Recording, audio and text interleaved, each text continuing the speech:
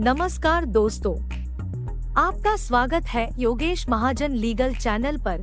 योगेश महाजन legal channel पर हम आपको प्रस्तुत करेंगे नवीनतम सुप्रीम कोर्ट के फैसलों और विभिन्न अन्य न्यायालयों के फैसलों पर और विधि ज्ञान को प्रसारित करने का प्रयास करेंगे। इस चैनल पर हम न्यायिक फैसलों के महत्व को समझाने और विधि समझौतों की युक्तियों को समझाने का प्रयास करते हैं। हमारा मकसद है कानून और न्याय के क्षेत्र में ज्ञान को आपके पास पहुंचाना, तो कृपया हमारे चैनल को सब्सक्राइब करें, घंटी आइकन दबाएं, वीडियो को लाइक और शेयर करें। दोस्तों, कुछ दिनों से सोशल नेटवर्किंग साइट्स में काफ़ी वीडियोस आ रहे हैं जिसमें बताया जा रहा है कि अगर 125 सीआरपीसी की जो मेंटेनेंस की रकम नहीं अदा की जाए तो मैक्सिमम सज़ा जो है वो 1 महीने तक की दी जा सकती है।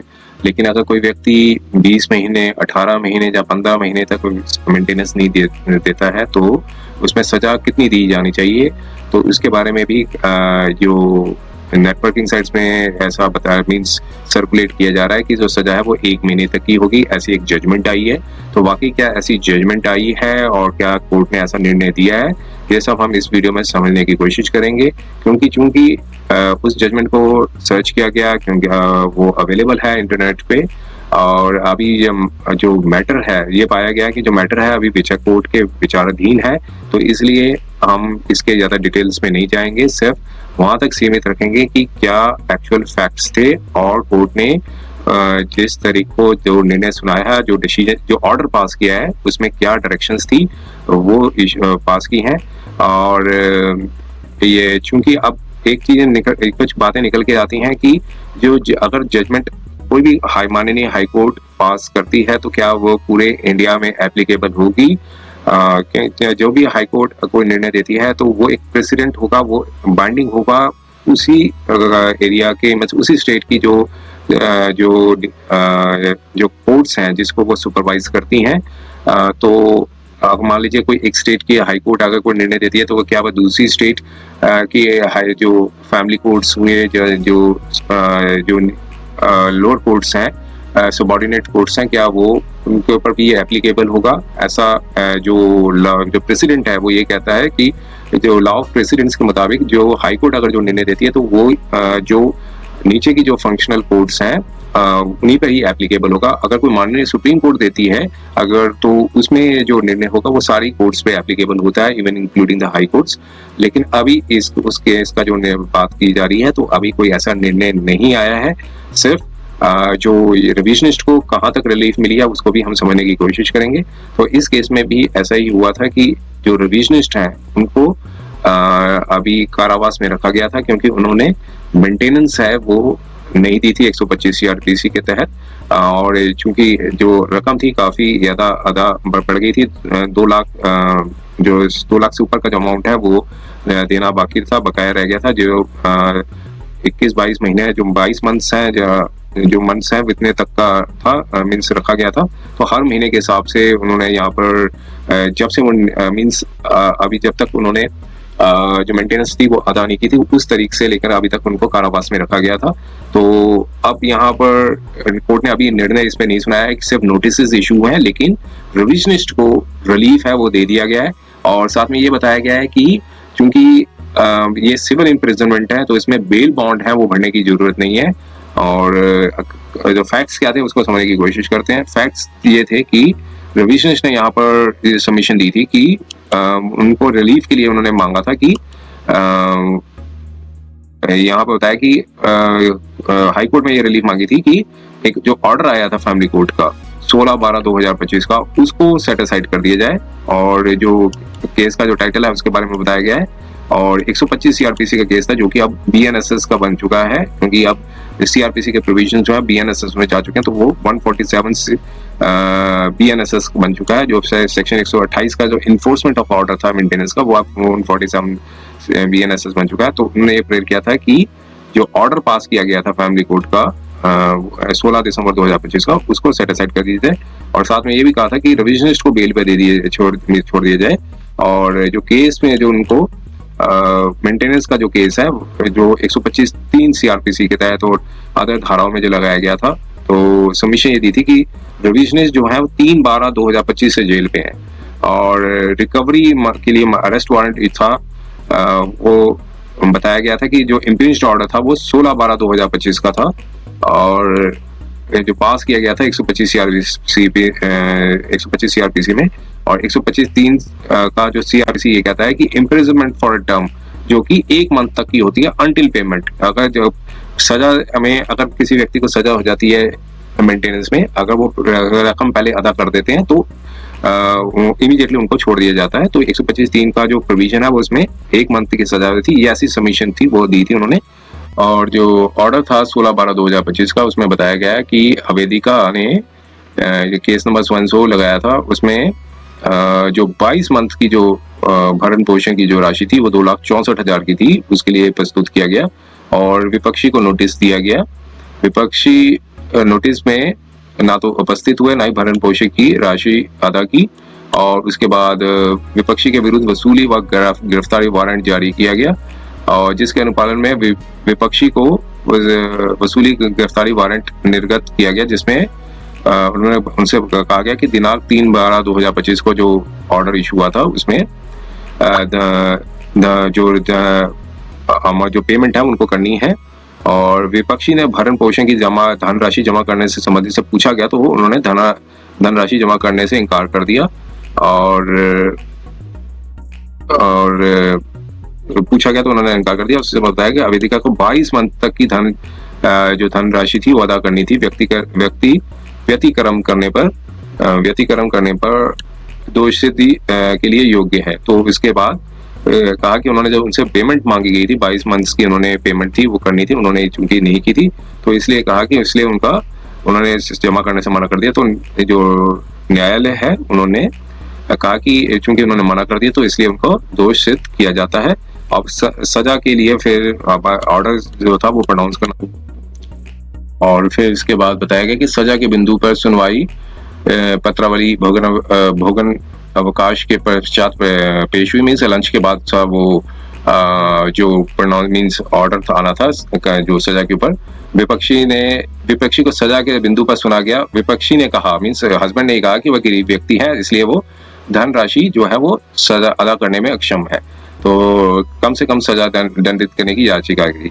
और भरण पोषण की जो धनराशि व्यक्तिक्रम के स्थिति में दिए गए दंडादेश के संबंध में 125 सीआरपीसी की व्याख्या करते हुए तो जो बेंच है उन्होंने मीन्स रेफरेंस दिया, जो राजस्थान हाईकोर्ट का रेफरेंस था उसमें उस ऑर्डर को यहाँ पर मीन्स अपने कोट किया और साथ में जो सजा थी वो उनको कहा कि 22 मंथ्स की जो सजा है उसको दंडित किया जा रहा है।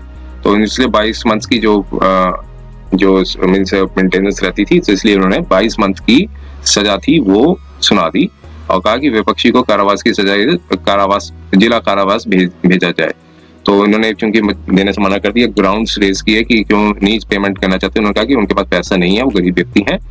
अब सबमिशन थी वो हाई कोर्ट में दी गई कि रिविजनिस्ट जो है वो अगर इनकेस रिविजनिस्ट अगर पेमेंट नहीं करते हैं तो कोर्ट जो है सिविल इम्प्रिजनमेंट में भेज सकती है सिर्फ 1 मंथ तक के लिए और उसके बाद जो प्रॉपर्टी है उसको अटैच की जाएगी रिकवरी के लिए और इसलिए उनको जेल नहीं भेजा जाना चाहिए। 1 मंथ से ज्यादा उनको सजा है वो नहीं होनी चाहिए। और जो ऑर्डर आया था फैमिली कोर्ट का वो कहा कि कॉन्ट्रेरी है, मीन्स 125(3) सीआरपीसी के जो प्रोविजंस है उसके अगेंस्ट में जा रहा है। तो 125 सीआरपीसी का ऑर्डर क्या कहता है वो यहाँ बताया गया है। 125 कहता है order for the maintenance of wives, children and parents. अगर कोई भी व्यक्ति जिसको ऑर्डर किया गया हो कि पेमेंट करनी है वो पेमेंट नहीं करते हैं बिना किसी कारण के सफिशिएंट कॉज, वो ऑर्डर को कंप्लाई नहीं करते हैं तो मजिस्ट्रेट जो होंगे हर ब्रीच ऑफ ऑर्डर पे एक वारंट है वो इशू करेंगे ताकि जो अमाउंट है जो प्रेस्क्राइब किया गया है in the manner provided for the levy of fine, तो जो जिस तरह से फाइन लगाया जाता है उसी तरीके से वो ऑर्डर है वो वारंट है वो इशू करेंगे और सेंटेंस करेंगे, मींस व्यक्ति को जेल सजा देंगे फॉर द होल और किसी पार्ट पे जो मंथली अनाउंस जो होगा फॉर द मेंटेनेंस और द इंटरिम मेंटेनेंस, चाहे मेंटेनेंस हो चाहे इंटरिम मेंटेनेंस दी हो या फिर उसमें एक्सपेंसेस ऑफ द प्रोसीडिंग्स हो, जो भी केस होगा अगर वो अनपेड होता है एग्जीक्यूशन, अगर वारंट के बाद अगर वो वारंट इशू हो जाता है उसके बाद वो पेमेंट नहीं होती है, तो इसलिए वो मीन्स व्यक्ति को सजा देंगे और जो कि टर्म होगी 1 मंथ तक के लिए एक्सटेंड हो सकती है। तो मीन्स सजा का प्रावधान यहाँ पर बताया गया है 125 सीआरपीसी में। अगर कोई व्यक्ति देने से मना कर देता है, वारंट इशू करने के बाद धनराशि अदा नहीं करते हैं, तो जो सजा जो है वो 1 महीने तक हो सकती है और उस समय तक जब पेमेंट कर देते हैं इफ सूनर इज मेड। मतलब एक व्यक्ति को सजा 1 मंथ की हुई है, अगर उन्होंने 10 दिन बाद पेमेंट कर दी है तो इमीडिएटली उनको रिलीज कर दिया जाएगा। ऐसा प्रोविजंस का उन्होंने रेफरेंस दिया। अब उस प्रोविजन को कोर्ट ने सुना और नोटिस था वो अपोजिट पार्टी को इशू किया और क्योंकि कहा कि कंसर्न जुडिशियल मजिस्ट्रेट से इसे इशू किया जाए और 3 दिन के अंदर जो है नोटिस सर्व कर दिया जाए और 4 वीक्स का टाइम दिया अपोजिट पार्टीज को कि वो अपना काउंटर एफिडेविट है वो फाइल करें और उसके बाद 2 हफ्ते का टाइम दिया रिविजनिस्ट को कि वो भी जॉइंटर एफिडेविट फाइल कर सकते हैं। अब फैक्ट्स और सर्कमस्टांसेस को कोर्ट ने देखा, कहा कि जो रिविजनिस्ट जो है वो जेल में है। जो मेंटेनेंस का जो केस आया था 128 सीआरपीसी का, जो कि अब सेक्शन 147 बीएनएसएस बन चुका है, उनको अब बेल दे दी गई और क्योंकि वो सिविल प्रिजन में है तो इसलिए कोर्ट ने कहा कि बेल बॉन्ड भरने की आवश्यकता नहीं है और ना ही बेल बॉन्ड ना ही श्योरिटीज भरने की आवश्यकता नहीं है, इसलिए उनको रिलीज किया जाता है। और रजिस्ट्रार कॉम्प्लायंस है उनको डायरेक्शन दी कि वो कम्युनिकेट करें इस ऑर्डर को जेल सुपरिटेंडेंट को, डिस्ट्रिक्ट जेल जहाँ पे तो जो कंसर्न ऑफिसर है उनको, ताकि रिविजनिस्ट को रिलीज किया जा सके। तो ये अभी जो ऑर्डर आई मींस फाइनल ऑर्डर अभी कोर्ट का नहीं आया है और साथ में कहा कि जो प्रिंसिपल जज है वो भी डायरेक्शन दी जाती है उनको कि वो कम्युनिकेट करें ऑर्डर को जेल अथॉरिटी में और जो रिविजनिस्ट है उनको रिलीज किया जाए बिना किसी बेल बॉन्ड के, जो श्योरिटी के, क्योंकि रिविजनिस्ट जो है वो सिविल इम्प्रिजनमेंट में है। जो मेंटेनेंस की जो रकम जो है उन्होंने अदा नहीं की है और केस अभी लिस्ट किया गया, नेक्स्ट डेट दी गई है और साथ में ये कहा कि कोई आवश्यकता नहीं है। कोर्ट ने ये भी कहा कि कोई सर्टिफिकेट कॉपी ऑफ ऑर्डर की आवश्यकता नहीं है कि रिविजनिस्ट को रिलीज करने के लिए। फोटो कॉपी जो ऑर्डर है वो भी कंसर्न जेल अथॉरिटीज हैं वो वेरीफाई कर सकते हैं, जो या फिर दूसरी अथॉरिटी जो भी होंगी, जाकर ऑर्डर जो है अपलोड किया जाता है ऑफिशियल वेबसाइट को कोर्ट से निकाल के भी उसको भी दिखा के रिलीज किया जा सकता है। तो अभी ये फाइनल जो जजमेंट है कोर्ट ने अभी नहीं सुनाई है। इस ऑर्डर को पढ़ने के बाद यही निकल के आता है कि 2 अप्रैल 2026 का जो ऑर्डर आया है इसमें अभी कोर्ट ने निर्णय जो है फाइनल निर्णय है वो नहीं सुनाया है। अभी सिर्फ नोटिस हैं वो इशू हैं। अभी जब तक कोई फाइनल वर्डिक्ट नहीं आ जाता तब तक इस पर कोई कमेंट नहीं किया जा सकता है। तो बेसिक मकसद यही था वीडियो बनाने का कि जो सोशल नेटवर्किंग साइट्स में जो प्रचार किया जा रहा है असली तथ्य को तभी हम समझ सकते हैं जब ऑर्डर कोई जो अवेलेबल है मींस कोर्ट की ऑफिशियल वेबसाइट में उसके कंटेंट्स को देख के ही वेरीफाई किया जा सकता है। उम्मीद है कि यह वीडियो आपको पसंद आया होगा।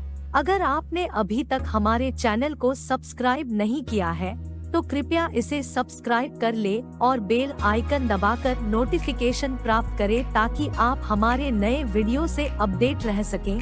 अगर आपको यह वीडियो पसंद आया हो तो कृपया लाइक करें और अपने दोस्तों के साथ शेयर करें। हमारे चैनल पर आपको न्यायिक मुद्दों, कानूनी सलाह और कानूनी अपडेट्स के बारे में नवाचारिक और महत्वपूर्ण जानकारी मिलेगी। हमारे साथ बने रहें क्योंकि योगेश महाजन लीगल आपके कानूनी सवालों का सहायक है।